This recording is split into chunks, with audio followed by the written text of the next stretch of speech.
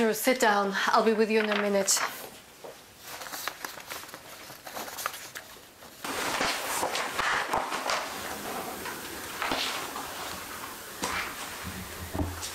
May I have that, please? Oh, it's Lee's. I thought it was my autobiography. I have yours here. Drew, you got permission to leave for Princeton. How is it you're still here? Something happened. I was delayed. You lost some money, didn't you? Yes, I had to wait for my father to wire me some more. I'm sorry about your money, Drew. We'll do everything we can to find it. Miss Smart, I think I know why you asked me down here. You've heard about the vigilantes, isn't that so? Yes. I'm glad because I wanted to talk to you about it. At first we thought we'd continue the Witch in secret. But honestly, we don't want to do anything underhanded. So if you give us your permission... Drew, you know I can't give my permission after the girls have voted against the witch. Miss Smart, all we want is put a stop to the stealing. Surely you can't object if we volunteer to give our time to it.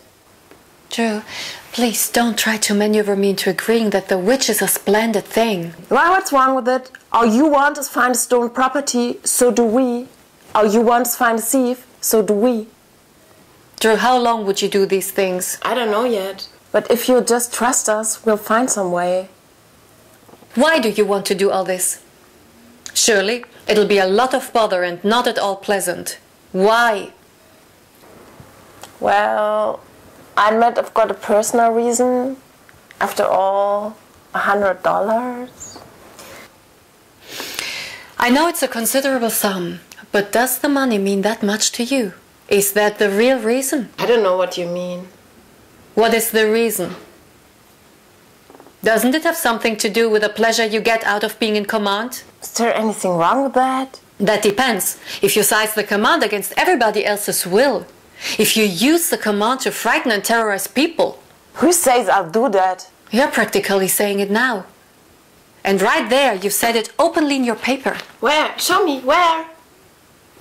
Oh, it's not in any particular line, but it's all through. Your malice shoots out in so many directions to things you know nothing about. Labor unions, for example. Unions. I know more about them than you do. Drew, I didn't mean to discuss unions. I know very little about them. But I do know. I know from my father. He's got a rat enough deal to know them inside out. And they are all crooked. All of them. They're run by racketeers and criminals. And I hate them all. There. That's what I mean. I've got a right to hate them.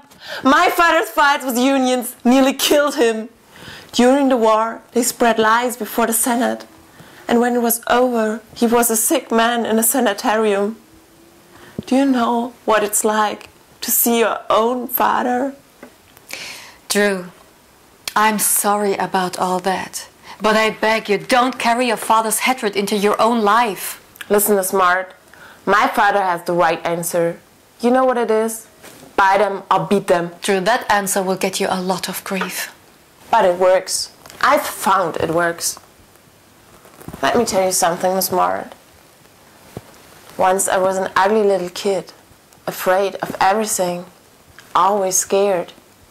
When my parents were divorced, I lived alone in a big house and nobody came near me.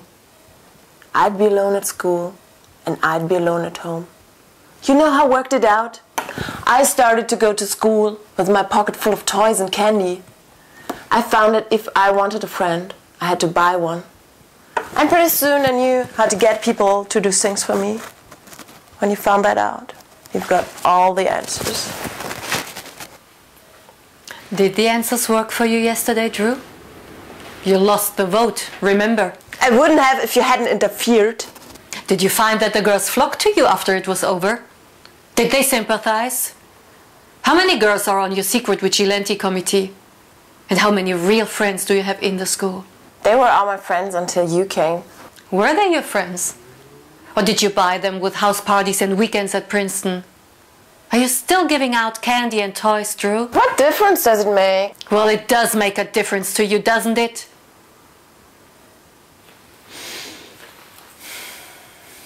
Listen, Drew. You're losing ground with the girls and you know it. See, you can't discuss it.